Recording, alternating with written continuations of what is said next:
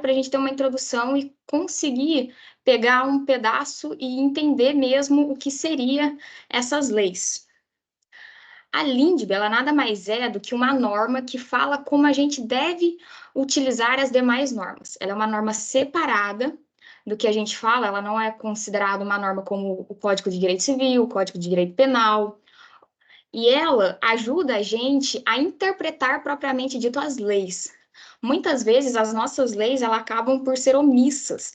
Então a gente precisa de outras formas de interpretação para poder usá-las corretamente dentro da sociedade. Aqui eu vou continuar a partir do artigo 4º, 5º e 6º, que são os 6 principais artigos que a gente considera para introduzir a teoria geral do direito. A Giana, ela falou sobre o artigo 1º, 2º e 3º. Mas essa lei, ela não tem apenas esses artigos. Ela tem muito mais artigos que nos dizem propriamente como a gente deve continuar interpretando essas leis, como a gente deve utilizar elas. E seria muito útil que vocês lessem ela, parassem um pouquinho para dar uma lida. Porque o direito brasileiro em si, ele é formado unicamente por leis.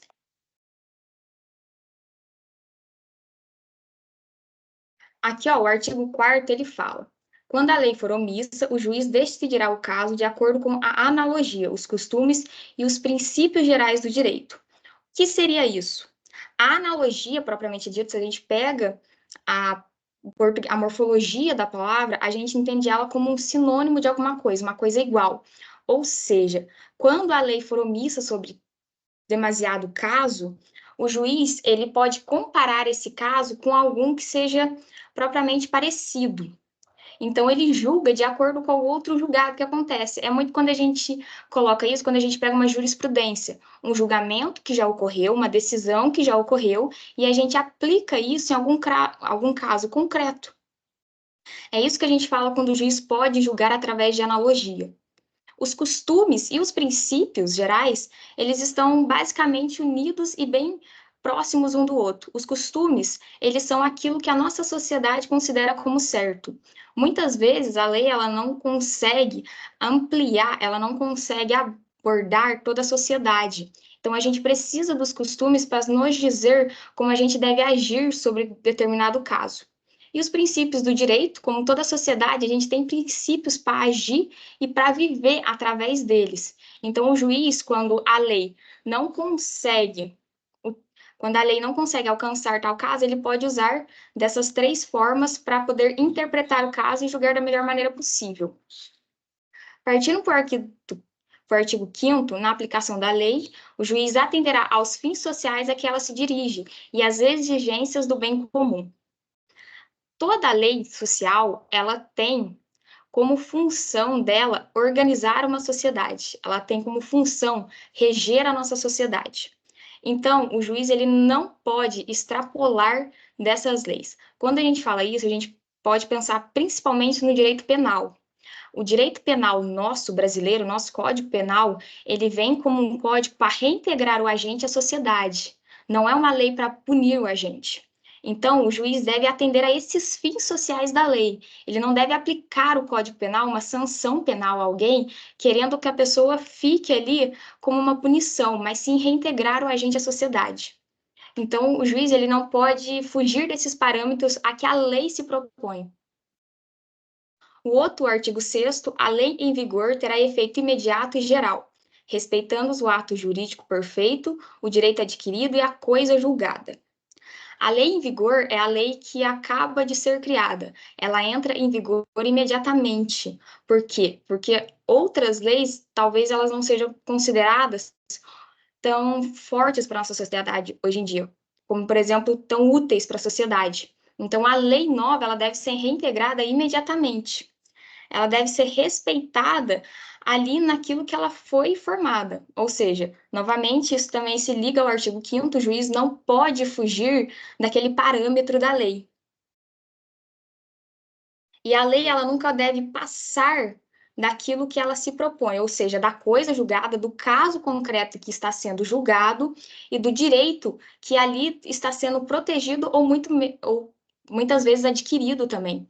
A lei ela vem tanto para proteger um direito que foi maculado, quanto para uma pessoa adquirir um direito que foi retirado dela, o que ela mesma não sabia que tinha. Bem, a Lindbergh ela é basicamente isso, uma forma da gente entender e introduzir na nossa sociedade uma maneira da gente interpretar as leis. Porque por mais que a sociedade tente, por mais que o direito penal, o direito civil tente, é impossível a gente conseguir abranger todos os casos. Então, a Lindbe ela vem como uma forma de poder auxiliar, principalmente o Poder Judiciário, quando a gente fala aqui, para ele poder interpretar o caso e entender cada caso particularmente com as suas particularidades, para assim a gente poder ter uma justiça cada vez mais eficaz. Passando agora, eu vou tratar agora especificamente do direito da personalidade, que foi um tópico, um dos últimos tópicos que o professor Chacon falou com vocês. E para a gente entender o direito da personalidade, eu preciso apontar uma coisa para vocês primeiro. A direito da personalidade, ela é uma parte muito simples. Não gostei muito de usar essa palavra, mas vamos continuar usando ela. Ela é uma parte muito simples do Código Civil. Por quê? Porque ela é uma coisa que a gente olha, a gente já entende. Quando a gente fala de direito da personalidade, eu vou ter que falar também de como você caracteriza uma pessoa. E vocês automaticamente, quando eu perguntar para vocês o que caracteriza alguém, vocês vão falar: ah, o nome dessa pessoa, ah, ela mora em tal lugar, a cor da pele, a religião dela. E isso, a gente é muito básico, vem da gente muito rapidamente. Mas, apesar disso, ele é um direito de extrema importância, porque ele vai ser encontrado em todas as partes do direito civil. Isoladamente, talvez a gente não perceba que ele é tão forte, mas quando a gente coloca ele em outras matérias, a gente percebe o quão importante é a gente poder definir o que é direito da personalidade. Quão importante é a gente poder definir o que é aquela pessoa, o que é a gente separar cada pessoa, particularidades dessa pessoa. Primeiramente, vamos começar falando o que são os direitos da personalidade. Os direitos da personalidade, muitos estudiosos creem que eles foram sendo criados a partir do direito romano, onde as pessoas tinham o conceito do que era alguém, do que era a personalidade de alguém. Mas o que é essa personalidade? Quando a gente fala dessa personalidade, a gente tem que entender algo que caracteriza a pessoa, aquilo que caracteriza o ser humano. Um conceito que eu trouxe aqui para vocês é de um estudioso brasileiro que se chama Francisco Amaral. Ele fala que o conceito da personalidade são direitos subjetivos que têm por objetivos os bens e valores essenciais da pessoa, no seu aspecto físico, moral e intelectual. No seu aspecto físico, é bem óbvio a gente perceber que seria a integridade física da pessoa. A moral da pessoa a gente pode entender também como a imagem da pessoa, como alguma criação intelectual que a pessoa faz. E a própria moral se liga ao objeto que a pessoa cria. Quando a gente fala de intelectual, a gente tem que entender também os ramos artísticos, os ramos da literatura, são coisas que as pessoas criam que são protegidos também por direito da personalidade, porque foi criação dela, foi uma coisa que veio dela, particularmente dela. O direito da personalidade, ele também vem fundado no reflexo da nossa Constituição de 1988. Ela é uma Constituição conhecida como Constituição Cidadã, porque ela traz muitas garantias e muitos direitos para a pessoa humana. E um desses é o direito à dignidade, que ele fala no seu artigo 1º, inciso 3º, e no seu artigo 5º, inciso 5º e 10º. Ela vem falando aqui para a gente que o ser humano deve ter a sua dignidade protegida, que a sociedade, o Estado brasileiro tem que proteger essa dignidade humana, que a sociedade brasileira deve tutelar pela integridade física da pessoa, pela sua moradia e porque tudo aquilo que é a dignidade dela. Mas a gente, quando fala aqui dessa dignidade, a gente tem que tomar cuidado para não ficar colocando um rol taxativo nessa dignidade. A Constituição, ela não vem explorando essa dignidade, colocando vários incisos e falando o que seria dignidade, porque isso iria limitar uma dignidade. Imagina a gente falar que dignidade é a pessoa ter alimento. Tá, mas que tipo de alimento? Quanto mais a gente coloca alguma coisa, quanto mais a gente começa a colocar conceitos ali, mais a gente começa a barrar esse direito. A gente tem que tomar cuidado para fazer isso. Dignidade é uma coisa ampla, é uma coisa aberta, que a Constituição deixa aberta para que a nossa sociedade, com cada caso, entenda a particularidade deles. A partir daí, entendendo o que seria a personalidade, que é tanto formado pelo físico da pessoa, pelo moral da pessoa, pela imagem da pessoa, pelo intelectual, tudo que se refere à vida privada da pessoa, tudo que é particular da pessoa, é da sua própria dignidade. O nosso Código Civil, né, ele vem de 2002, ele vem trazendo para a gente uma abordagem do que são direito da personalidade de proteção a eles. O que eu vou fazer agora aqui com vocês é pegar esses artigos de lei, a gente vai destrinchar ele e explicar pedacinho por pedacinho dele. Que eu acho que a melhor forma da gente entender verdadeiramente o direito, principalmente o direito brasileiro, que é muito fortemente ligado às leis, é a gente pegar a lei e ler ela. É a gente interpretar as leis, a gente entender o que o legislador quis dizer ali, a gente entender como que aquilo se integra à nossa sociedade, e é isso que a gente começa a fazer a partir de agora. O Código Civil, ele disserta sobre o direito da personalidade no seu artigo 11 ao 21. O primeiro artigo 11, ele fala sobre as características. Ele não fala diretamente sobre característica, mas lendo e interpretando esse artigo, nós podemos tirar aí todas as características que são do direito da personalidade. Artigo 11. Com exceção dos casos previstos em leis, o direito da personalidade são intransmissíveis e irrenunciáveis, não podendo seu exercício sofrer limitação voluntária. As primeiras duas características do direito da personalidade é ele ser intransmissível, como a própria lei diz, e irrenunciável. Intransmissível é que eu não posso transmitir para alguém esse direito, porque esse direito é inato meu, ou seja, ele nasce comigo. O meu direito ao nome, por exemplo, ele nasce comigo. No Brasil, as pessoas têm que registrar seus filhos e tem um limite de dias. Você tem que registrar seu filho dentro de 15 dias. Senão você vai para uma vara judicial e o juiz que decide o que acontece a partir dali. Isso mostra como que esse direito vem inato a mim. Então, eu não posso transmitir ele. A mesma coisa o meu direito à imagem. Eu não posso transmitir ele para outra pessoa. Mas a gente tem que tomar um cuidado aqui, porque a lei fala com exceções nos casos previstos em lei. E principalmente falando no direito à imagem, a gente tem que entender que a gente não vende a nossa imagem. A gente vende a utilização dela, não é uma coisa que você pode vender. Eu não estou vendendo a minha imagem, mas sim a utilização dela. Eu utilizo dela para ser modelo, por exemplo, artista de TV. Eu vendo aquela força da minha imagem e aquilo sim tem um ganho monetário, mas não propriamente dito a minha imagem em si. Sei que é uma coisa meio confusa a gente falar que eu não estou vendendo a minha imagem, mas sim o direito dela. Mas, ou seja, é como o direito à vida. Eu tenho direito à vida, mas não sobre a vida. Ou seja, eu não posso dispor da minha vida, mas eu posso viver ela tranquilamente. É a mesma coisa a imagem. Eu tenho direito à minha imagem, não sobre a minha imagem. Ou seja, eu não posso colocar ela ali e utilizar ela de todas as formas possíveis. Por isso mesmo, o artigo vem com exceções nos casos previstos em lei. A lei mesmo diz quando uma coisa é ou não permitida.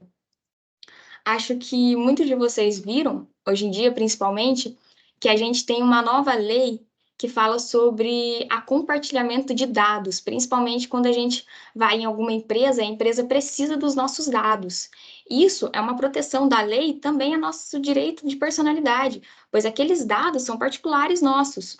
Dados que são da nossa vida privada. Então, a lei ela vem protegendo muito fortemente esses dados com base nesses direitos da personalidade. Desse artigo, a gente também pode entender que os direitos da personalidade eles são ilimitados. Ou seja, não podendo o seu exercício sofrer limitações voluntárias. Se eu não posso dispor voluntariamente desse direito, automaticamente obrigado é que eu não posso dispor dele.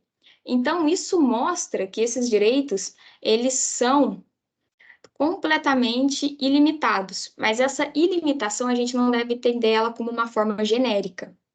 Não é um direito ilimitado só por não é um direito ilimitado que dura para a vida inteira. Alguns direitos da personalidade são adquiridos ao longo da nossa vida. Outros são inatos a nós, mas a gente adquirindo eles, tanto na metade da nossa vida, a gente carrega eles até a morte. Por isso que a gente fala que eles são direitos ilimitados. Ele começa com a vida e termina na morte. Eles são direitos que não perpassam a morte.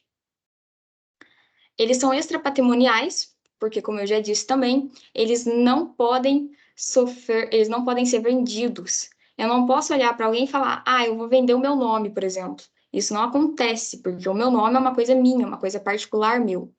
São direitos que eu não posso dispor deles. Então, eu não posso colocar neles um valor monetário. Colocar no direito da personalidade de alguém valor monetário é colocar na própria dignidade da pessoa um valor. E fazer isso, a gente teria rompendo com todos os princípios constitucionais que vem escrito na nossa Constituição, que ela diz para a gente seguir. Manter o direito da personalidade sem um valor monetário é garantir também que as nossas dignidades seja preservada.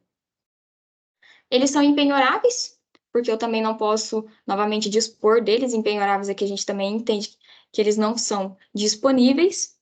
E eles são absolutos, porque eles não eles são absolutos porque nenhum outro direito pode ficar acima deles.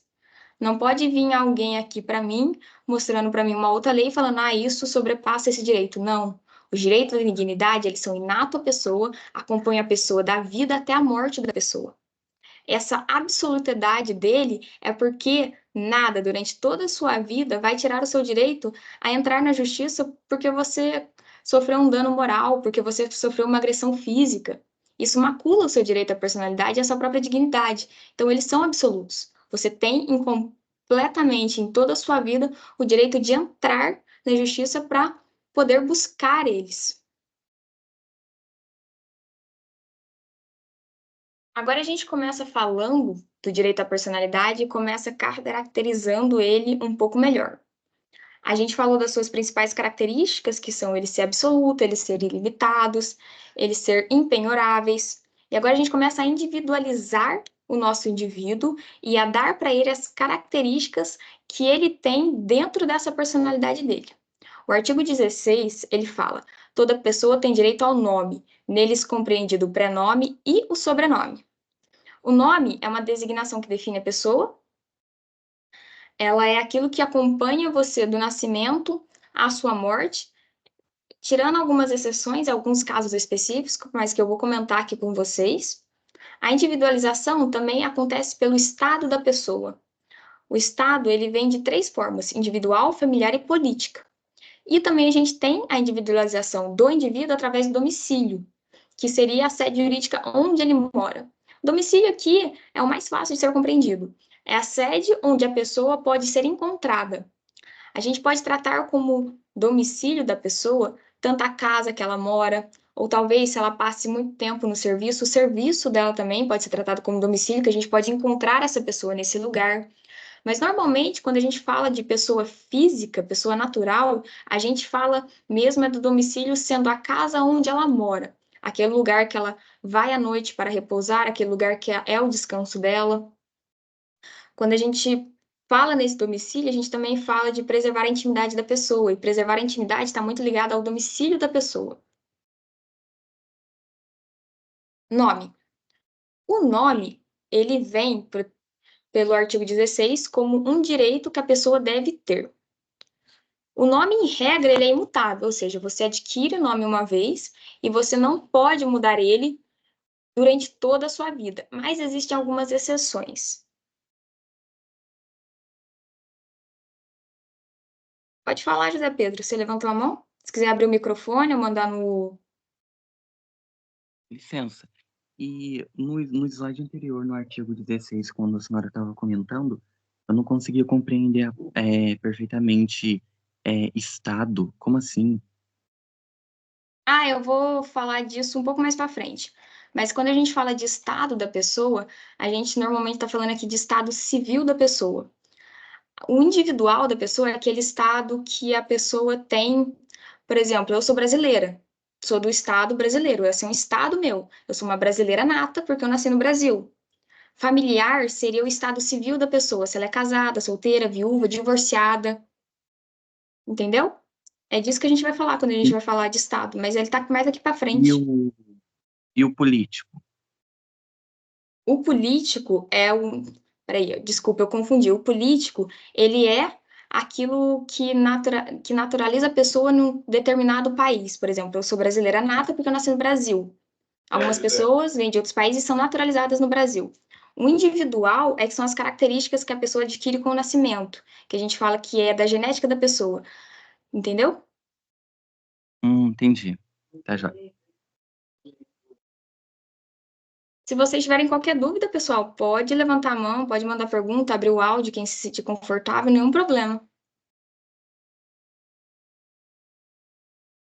Continuando com o nome, eu estava falando para vocês que ele é imutável durante toda a sua vida. Você adquire ele com o nascimento e você carrega ele até a morte. Em regra, a regra para o registro de nome é que é isso, ele é imutável. Eu recebi o nome de Rayane e carrego ele por toda a minha vida. Mas algumas exceções no nosso Código Civil permitem que a gente modifique o nosso nome. Para isso, por causa da própria identidade da pessoa. O nosso código ele é ampliado para proteger diversos direitos, e um desses é a individualização da pessoa quando ela se reconhece com alguma sexualidade diferente, por exemplo, ela pode mudar de nome quando ela tiver 18 anos completos. Isso muitas vezes hoje em dia é permitido acontecer em cartórios de registro civil, é muito aberto, não tem nenhum problema. A pessoa vai lá, faz tudo que eles pedem e ela pode modificar esse nome. Há alguns outros casos também, né? O Brasil, ele, há pouco tempo, ele permitiu que as pessoas mudassem o seu pré-nome, que é o seu primeiro nome. Por exemplo, se eu sou Rayane e não me sinto confortável com esse nome, eu não me identifico com ele, quando eu tiver 18 anos completos, eu posso ir até um cartório de registro civil e pedir para retificar esse nome meu. A única coisa que a gente não pode mudar assim tão livremente é o nosso sobrenome, porque o nosso sobrenome ele é uma característica familiar nossa, e as características familiares a gente não pode mudar, porque não é uma coisa de nossa escolha esse sobrenome. Então, caso a pessoa tente modificar o sobrenome, é só com uma ação judicial. Muito difícil você fazer em cartório, você teria que entrar com uma ação para o juiz. Mas, em regra, o nome é isso. É algo que a pessoa adquire, que a pessoa carrega do início da sua vida até o final da sua vida. Ele é imutável, mas existem exceções, principalmente para abranger as pessoas que não se identificam com o seu sexo de nascimento e mais posteriormente se tornem transgênero. O Código Brasileiro ele permite essa modificação do nome para poder trazer essa identificação nessas pessoas. Pseudonome, pseudonome da pessoa, ele também é protegido por esses mesmos direitos. Esse pseudonome são nomes artísticos que as pessoas usam. Um exemplo muito claro é da Anitta. A Anitta não se chama Anitta. Ela é um nome artístico que ela adotou, e esse nome Anitta tem todas as proteções. Ninguém pode usar ele para fazer vexame, ninguém pode usar ele em algum outro contexto fora do que aquilo que ela empregou esse nome. As pessoas não podem ridicularizar ele, porque mesmo sendo um nome usado para a profissão dela, o meio artístico dela, ainda é algo que caracteriza ela, caracteriza aquela personagem que ela criou para a sua profissão, que é a cantora Anitta. Agora vamos passar para o Estado. O estado do indivíduo ele foi dividido pela nossa doutrina em três características. O primeiro é o estado individual. São características inatas da pessoa humana. Ou seja, a gente vai falar aqui do que nasce comigo. Antigamente era muito comum quando você ia registrar as crianças, você falar a cor que ela nasceu, se ela nasceu preta, se ela nasceu branca, parda. Hoje em dia nós não temos isso, mas a gente pode tratar também essa identificação da cor da pele da pessoa como algo individual, algo que nasce com aquele indivíduo. As características dela também, a gente coloca aqui a capacidade ou incapacidade. Uma pessoa se torna plenamente capaz aos 18 anos, relativamente capaz dos 16 ao 18. e ela é incapaz dos 14 para baixo ou por alguma doença mental que possa tirar essa capacidade dela. Isso também é algo tratado como individual da pessoa. Então, esse individual mesmo é coisas relacionadas àquela pessoa que já nasce com ela ou pode ser adquirida ao longo da vida. Quando a gente fala adquirida ao longo da vida, a gente fala mesmo da capacidade da pessoa. É algo do indivíduo, individual só seu, mas que você adquire ao longo da vida. A sua capacidade você adquire com seus 18 anos completos. Ela também você pode perder por alguma enfermidade que venha fatalmente fazer você perder essa capacidade. Então, isso é do indivíduo. Quando a gente fala de familiar, a gente trata aqui principalmente do matrimônio. Do matrimônio da pessoa casada, viúva, divorciada. E uma coisa que eu quero deixar bem clara aqui é que mesmo hoje em dia as pessoas registrando, união estável não é tratado como estado civil. União estável, ela pode ser registrada em cartório, mas ela não é um estado civil da pessoa. A união estável serve só para a pessoa regular um patrimônio, mas não é matrimônio dela. E o político é a posição do indivíduo no Estado. É muito comum quando a gente começa a falar aqui, vocês vão ver bastante esse estado da pessoa político em direito constitucional. Quando o professor falar para vocês da pessoa que é natural brasileira porque nasceu no Brasil, ou da pessoa que foi naturalizada no Brasil porque já morava, veio de outro país, morava aqui no Brasil, completou 18 anos e escolheu ser brasileiro. Então, esse é o estado político. É dessa forma que a nossa doutrina vem dividindo os três estados do indivíduo. Aí, falando das características do direito à personalidade, falando da individualização que o indivíduo ele tem com esse direito da personalidade, a gente começa a falar da proteção sobre esses direitos. A primeira proteção que o nosso Código Civil vem fazendo é o artigo 13 da integridade física da pessoa. Salvo por exigência médica, é defeso o ato de disposição do próprio corpo, quando importar diminuição permanente da integridade física ou contrariar os bons costumes. Uma pessoa, ela não pode chegar, vai ser um exemplo meio, vai ser um exemplo um pouco estranho, mas uma pessoa não pode chegar no hospital e falar que ela quer amputar o próprio braço. Uma pessoa não pode fazer isso.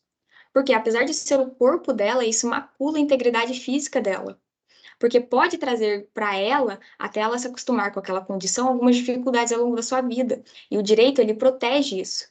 Ele protege aquela integridade sua. Então, a não ser que seja um caso médico, de que uma coisa necessária para salvar a sua vida, você não pode deixar o seu corpo ser maculado dessa forma. Ninguém tem o direito de fazer isso e você mesmo não tem o direito de fazer isso.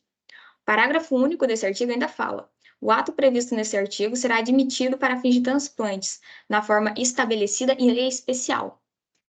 A lei de transplante, ela é muito específica.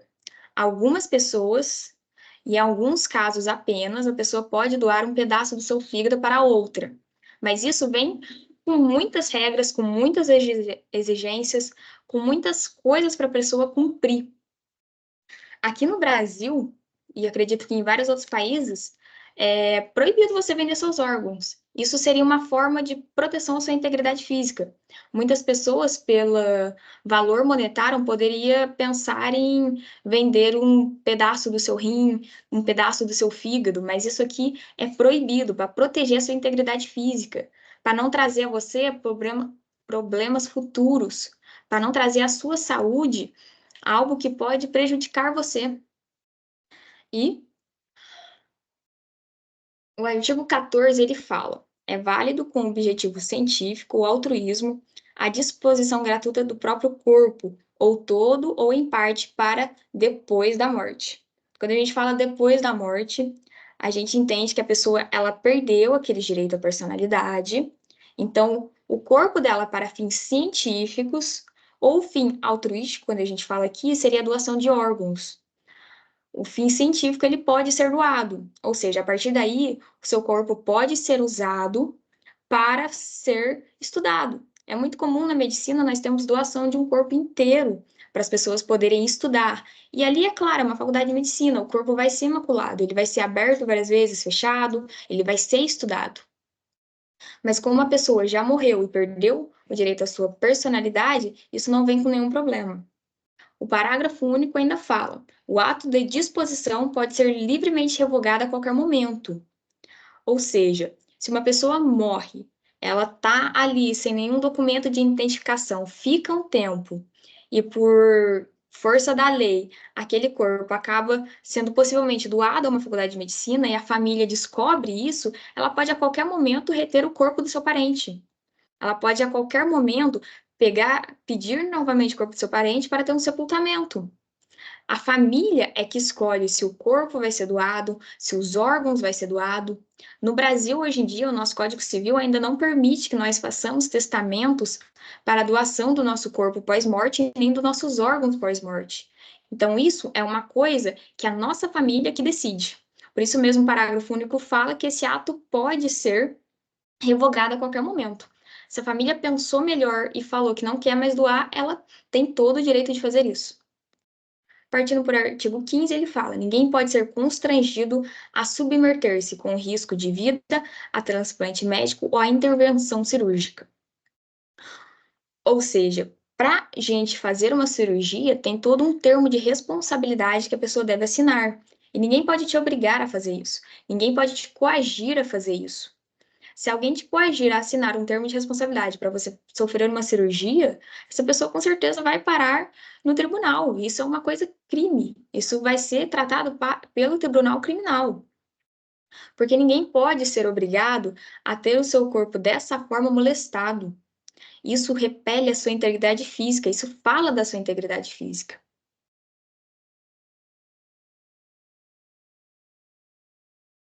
Agora a gente parte a um tópico muito importante quando a gente vem falar do nosso direito à personalidade. Ligado a nós fortemente, a gente tem o direito às nossas imagens. E hoje em dia, principalmente com o avanço da tecnologia de informação, a tecnologia jornalística, a gente tem que entender que as nossas fotos, tudo que a gente coloca nas redes sociais, são muito fortemente divulgadas. São divulgadas a todo momento. Esse direito à imagem, ele é tão amplamente protegido que mesmo estando no nosso artigo, ele é muito fortemente discutido. Discutido o que seria direito à imagem, o que seria direito à informação, porque muitos meios jornalísticos acabam sem querer filmando uma pessoa. E a pessoa pode entrar no judiciário pedindo sua indenização por ter usado a sua imagem sem consentimento. Mas isso seria mesmo uma mácula ao direito da imagem da pessoa? Ou isso foi uma coisa que tem a ver com o nosso direito à informação? A gente percebe aqui que dois direitos, eles colocam-se em um empate. E a gente tem que estudar isso para descobrir como que a gente resolve esse conflito. Vamos começar lendo o artigo 20. Salvo se autorizadas ou, se necessárias, a administração da justiça ou a manutenção da ordem pública, a divulgação de escritos, a transmissão da palavra ou a publicação, a exposição ou a utilização da imagem de uma pessoa, poderão ser proibidas ao seu requerimento e sem prejuízo de indenização que lhe couber, se lhe atingirem a honra, a boa fama ou a respeitabilidade, ou se destinarem a fins comerciais. A primeira parte do artigo, ele já fala, salvo se autorizadas. Ou seja, a pessoa ela pode autorizar que alguém utilize da sua imagem para fazer uma campanha, por exemplo. Ou se necessárias à administração da justiça ou à manutenção da ordem pública. Ou seja, se foi algo de extrema importância para o social desse país, para o Estado desse país, na manutenção de justiça ou da ordem pública, isso pode ser utilizado. Como, por exemplo, o que a gente teve em 1º de janeiro, em Brasília, as pessoas filmaram, as pessoas bateram foto de toda aquela atrocidade que aconteceu. E essas fotos e imagens, elas foram utilizadas para achar esses criminosos e prender eles, porque isso era necessário a manutenção da ordem pública. Fazer essas pessoas pagarem por crime que fizeram contra contra Brasília era completamente necessário. Então, isso não seria uma maculação ao direito da imagem dessas pessoas, porque isso é uma manutenção da ordem pública.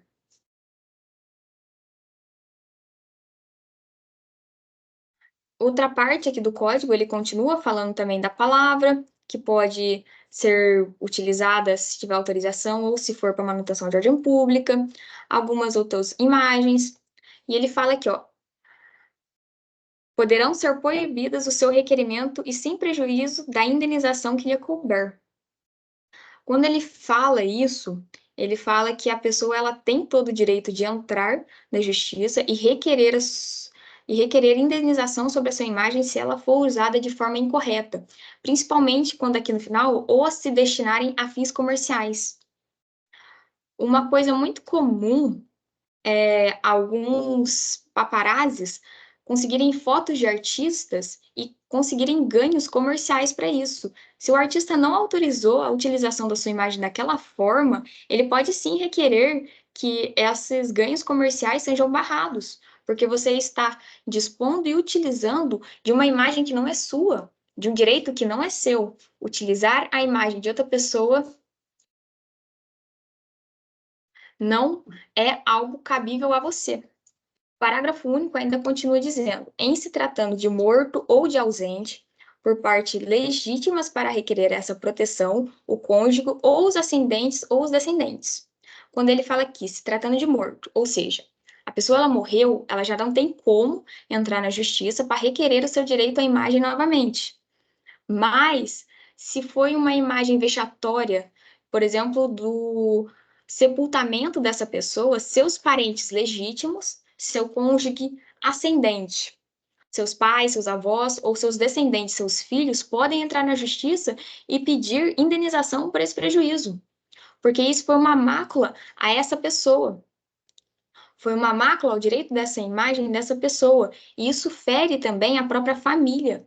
A família que tem a imagem de um parente seu divulgada de forma vexatória, mesmo que esse parente não possa recorrer para conseguir indenização sobre essa imagem, ela é maculada.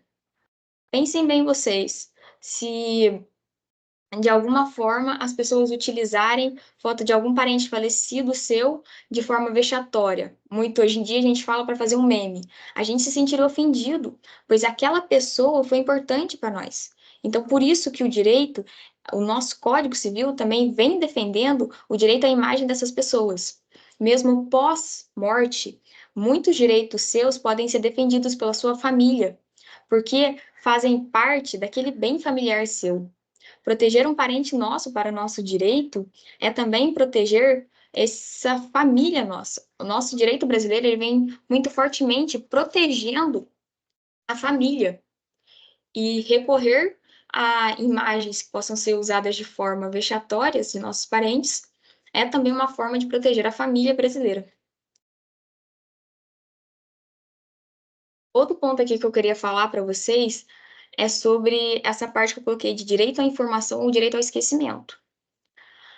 Atualmente, vem se discutindo na nossa sociedade um direito ao esquecimento, se certas imagens, se certos delitos devem ou não ser esquecidos.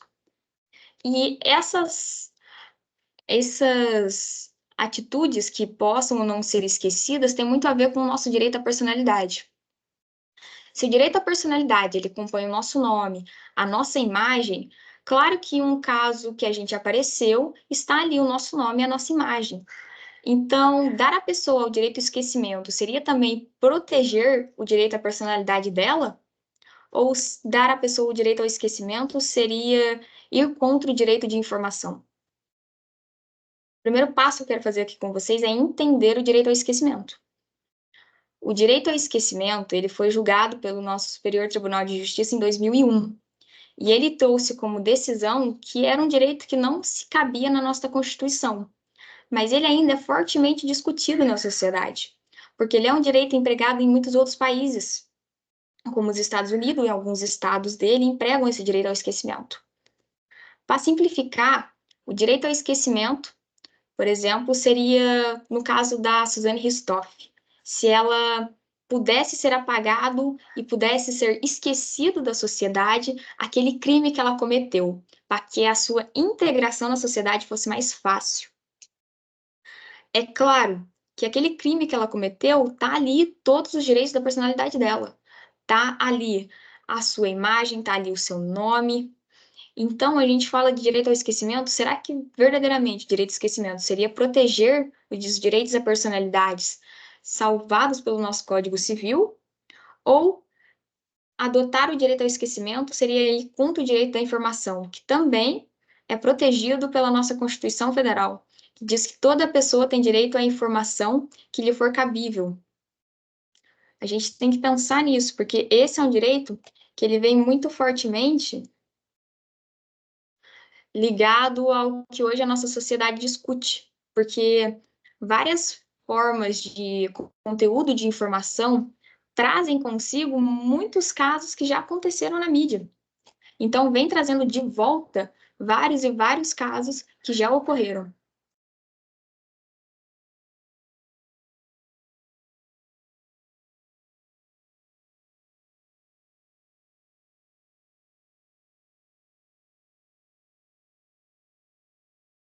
Uma última coisa que eu quero falar para vocês é sobre a proteção da nossa vida privada. A proteção da nossa vida privada vem falando desse último artigo que fala dos direitos da personalidade, que é o artigo 21. A vida privada da pessoa natural é inviolável e o juiz, a requerimento do interessado, adotará as providências necessárias para impedir ou fazer cessar ato contrário a esta norma. A vida privada sua é aquilo que você resguarda dentro da sua casa. E hoje, muitas vezes, as pessoas têm essa sua privacidade, essa sua intimidade invadida. Mas quando a gente fala aqui de vida privada, a gente pode ampliar esse aspecto para duas coisas. A sua intimidade. Muitas vezes as pessoas se acham no direito de poder falar livremente da sua intimidade. E a sua intimidade é um aspecto, vamos tratar aqui como um aspecto mais íntimo de vocês. Eu coloquei aqui como, por exemplo, a sua opção sexual. Se você ainda não tem se você ainda não tem a segurança necessária para se abrir e falar da sua opção sexual, ninguém tem o direito de pegar e tirar isso seu e compartilhar com alguém. Ninguém tem o direito de fazer isso. Hoje em dia, quando a gente fala de intimidade, é muito comum a gente acabar vendo na sociedade algumas pessoas que se acham no direito de compartilhar fotos de seu parceiro. Isso não pode acontecer. Isso é uma violação também à sua vida privada, pois aquelas fotos que você compartilha com determinada pessoa é apenas seu e dessa pessoa. Você não dá autorização para ela para compartilhar com outros. E a privacidade a gente vai entender aqui como o aspecto da propriedade. A sua propriedade, ela não pode ser invadida. Ninguém pode entrar na sua propriedade sem um mandato judicial para tal. Ninguém pode chegar ali e entrar na sua casa e fazer o que bem entender. A nossa vida privada, ela é protegida pelo direito, porque ela faz parte também da nossa dignidade. Ter um lugar seguro para morar, ter uma sociedade segura para se relacionar com as pessoas, faz parte completamente da dignidade da pessoa humana. Ninguém consegue viver em paz, ninguém consegue viver em segurança se não tiver essa privacidade garantida. E com isso, falando desse último aspecto do Código Civil, eu termino aqui de falar dos direitos da personalidade. Alguém tem alguma dúvida sobre qualquer slide? Eu tenho uma dúvida. Eu não consegui captar direito da informação e do esquecimento. Certo, eu vou voltar lá no slide rapidinho. Quando eu falei aqui de direito à informação e direito ao esquecimento, eu trouxe aqui uma curiosidade mais minha mesmo, mas que eu gostei muito de compartilhar com vocês, que eu acho que tem tudo a ver com o que a gente vive hoje em dia. O direito ao esquecimento, ele seria o direito da pessoa esquecer um crime que ela veio a cometer. Como eu usei em exemplo a Suzane Ristoff. O crime dela, a todo momento, é trazido para as mídias, é trazido para jornais, é trazido para as redes sociais, Instagram, Facebook, e ela não consegue apagar essa parte nefasta da vida dela desse contexto. Ela não consegue tirar isso das redes, O direito ao esquecimento seria o direito da pessoa poder pedir judicialmente que todos os dados sobre esse pedaço da vida dela fosse esquecido. É literalmente você esquecer um fato que você fez. Quando a gente fala que direito ao esquecimento, é muito mais fortemente ligado ao direito penal, porque as pessoas querem esquecer um crime que ela cometeu. E o direito à informação, ele entra em empate com o direito ao esquecimento, porque a nossa Constituição, ela nos garante informação. E a nossa Constituição também nos garante dignidade. Trazer à tona toda hora o crime que uma pessoa cometeu não iria contra o direito à dignidade dessa pessoa? Mas esquecer um fato social tão importante que marca a nossa sociedade, porque muitos desses crimes também são usados para construir outras leis. Vamos usar como exemplo aqui a Maria da Penha. A Lei Maria da Penha foi criada por causa da história dessa mulher. Uma parte da vida dela que foi nefasta para ela. Ela não teria o direito a esquecer isso? Mas esquecer isso não iria contra o direito à informação? É isso que eu quero trazer para vocês, essa dúvida. Até onde a gente está protegendo o direito à personalidade e até onde a gente está sobrepondo ele para esquecer outro direito também garantido na nossa Constituição. Ficou claro? Sim, ficou. Consegui. Alguém tem mais alguma dúvida?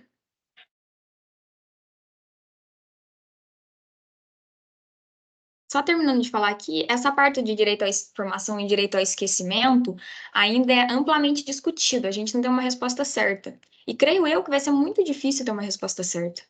O nosso país, ele julgou em 2021 no Supremo Tribunal Federal, e esse direito ele não foi garantido.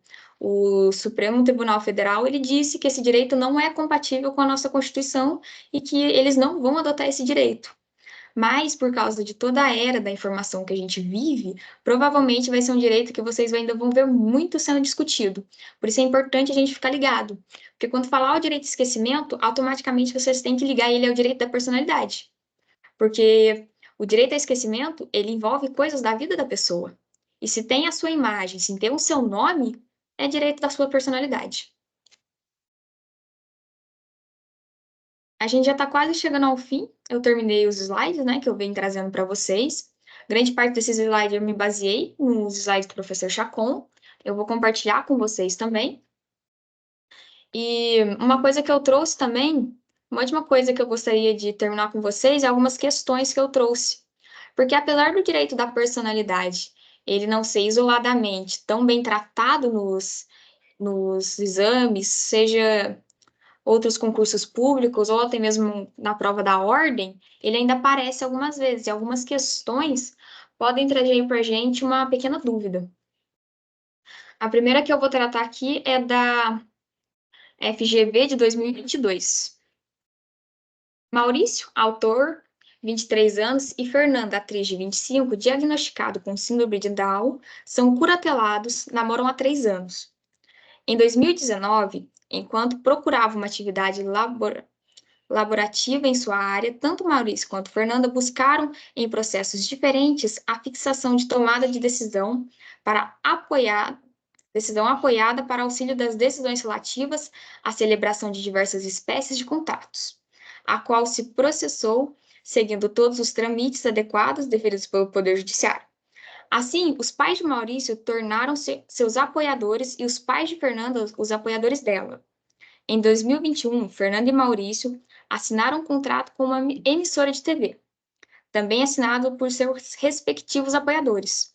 Como precisaram morar próximo à emissora, o casal terá de mudar-se de sua cidade e por isso está buscando alugar um apartamento. Nesta conjuntura, Maurício e Fernanda conhecem Miguel, proprietário do imóvel que o casal pretende alugar. Sobre a situação apresentada, conforme a legislação brasileira, assinale a alternativa correta. E aqui a gente tem 4 alternativas. Maurício e Fernanda são incapazes em razão do diagnóstico de síndrome de Down. Maurício e Fernanda são capazes por serem pessoas com deficiências apoiadas, ou seja, caso não fosse apoiada, seriam incapazes. Maurício e Fernanda são capazes, independentemente do apoio, mas Miguel poderá exigir que os apoiadores assinem o contrato de locação caso ele seja realmente celebrado. Miguel, em razão da capacidade civil de Maurício e de Fernanda, fica proibido de exigir que os apoiadores de ambos contrassinem o contrato de locação, caso ele seja realmente celebrado. A alternativa correta nessa questão, ela seria a alternativa C. Maurício e Fernanda são capazes, porque a nossa legislação brasileira, elas não impedem que pessoas com síndrome de Down tenham capacidade plena na vida civil. Elas podem sim casar, elas podem sim viver sem a necessidade de uma curatela de outra pessoa. A síndrome de Down hoje, tanto na medicina quanto no nosso direito, ele não é considerado algo que tire a incapacidade da pessoa. Então vai ser muito comum vocês verem, porque é uma coisa bem recente na nossa sociedade, esse fato. Então vocês vão encontrar isso em algumas questões, talvez não propriamente dito sobre direito da personalidade ou sobre curatela ou capacidade, mas é bom a gente já ir entendendo que algumas particularidades das pessoas no nosso Código Civil não são tratadas como incapacidade a elas. Maurício e Fernanda são capazes, independentemente do apoio, mas Miguel poderá exigir que os apoiadores contrassinem a contratação de locação. Aqui, propriamente dito, nesse pedaço, vocês vão ver mais em direito contratual, porque Miguel, ele tem o direito de exigir alguma garantia no contrato, mas é mais uma garantia de que o aluguel será pago, e menos uma garantia de que eles são capazes ou não para estar alugando uma casa. O nosso direito considera eles plenamente capazes.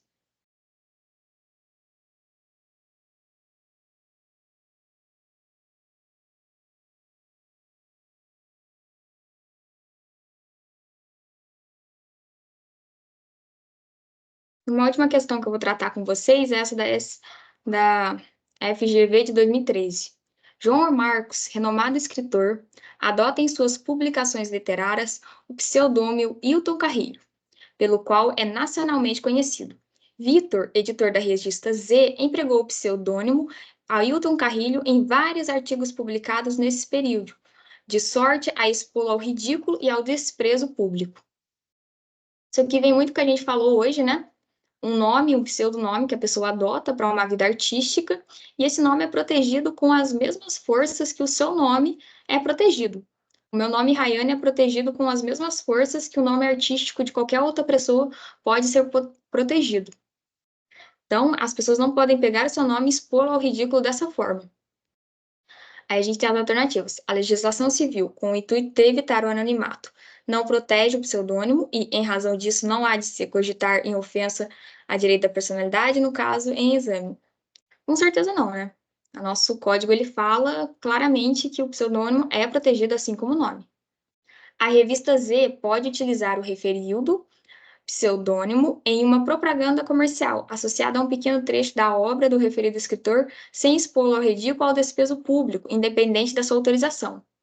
Aqui, independente da sua autorização, a gente já relembra o artigo 21 do Código Civil, que fala, salvo com autorização da pessoa, ou seja, a pessoa tem que dar autorização para ser usado o nome. Principalmente quando a gente fala de uma revista, a gente fala de um ganho comercial que a pessoa vai ter com aquilo. O uso indevido do pseudônimo sujeita quem comete o abuso a sanções legais pertinentes, como interrupção de sua atualização e perdas e danos. A alternativa certa é a C. O uso indevido do pseudônimo da pessoa, ele é sujeito a sanções legais. Dependendo do que acontece, a pessoa até pode responder criminalmente, mas aqui provavelmente ela seria barrada de utilizar esse nome da pessoa, teria que retirar da revista, retirar da internet, das bancas de jornais, tudo que continha esse nome da pessoa, e ainda teria que responder por perdas e danos. Por isso, porque mesmo sendo um nome fictício, seu ainda fere a sua moral, porque foi o nome de um personagem que você criou para a sua carreira. Isso é muito importante para você. AD, o pseudônimo da pessoa pode ser empregado por outra em publicações ou representações que a expõem ao desprezo público quando não há intenção difamatória. Com certeza não, completamente errado.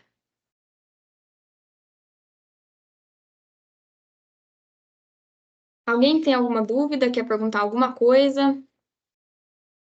Oi, então, isso me fez lembrar de uma dúvida que eu tinha lá atrás, que eu acabei esquecendo. por exemplo, aqui na minha cidade, não vem ao caso falar o nome. Eu tenho uma amiga que ela não se identifica no gênero feminino, ela se identifica no gênero masculino. E ela quer dar entrada com o nome social dela. Mesmo a mãe dela, mesmo a mãe dela tenha consentido, ou seja, autorizado, ela tem que completar 18 anos para fazer essa mudança, ou a mãe dela pode ir com ela lá no cartório para tentar mudar? A mãe dela poderia. É que normalmente quando a gente fala de mudar a nossa identificação sexual, a gente hoje em dia trata isso no cartório. Mas uma pessoa relativamente incapaz, que seria no caso, pessoa menor de 16 anos, não poderia isso de forma alguma, só entrando judicialmente. Mas com 16 anos é possível. Eu trabalho, eu faço estágio no cartório de registro civil. Eu nunca vi um caso de uma pessoa com 16 anos, não saberia falar para você se ela pode ou não, mas se ela é relativamente incapaz, ela pode entender sobre si mesmo de uma forma ou de outra, com certeza ela poderia ir com a mãe dela autorizando. Que ela tem um responsável legal, ela é relativamente incapaz. Então, o nosso Código Civil permite a gente casar com 16 anos com o consentimento dos pais. Então, creio eu que não vai ter nenhum impedimento para isso. Mas é bom pesquisar um pouco mais. É uma coisa que eu ainda não tinha parado para pensar. Se pessoas relativamente incapazes podem ou não optar por mudar a sua identificação sexual. Entendi. Então deixa eu relembrar. Até 12 anos é incapaz. De 12 a 16 tem uma pré-capacidade, não é? Não, é do seu nascimento até os seus 16 anos, você é incapaz. É até os 16. Dos 16 ao 18, você é relativamente incapaz. Dos 18 para cima, você é capaz. Tem capacidade plena para a vida Sim, civil. compreendi. Obrigado. Por nada. Mais alguma pergunta? Somente. Então, se é isso, pessoal. Eu estou encerrando por hoje. Obrigada a quem aí participou. Se vocês tiverem alguma dúvida ao longo da semana, pode me procurar, pode mandar mensagem sossegado. Eu sou de responder, tá bom? E é isso. Boa tarde para vocês e ótimo feriado.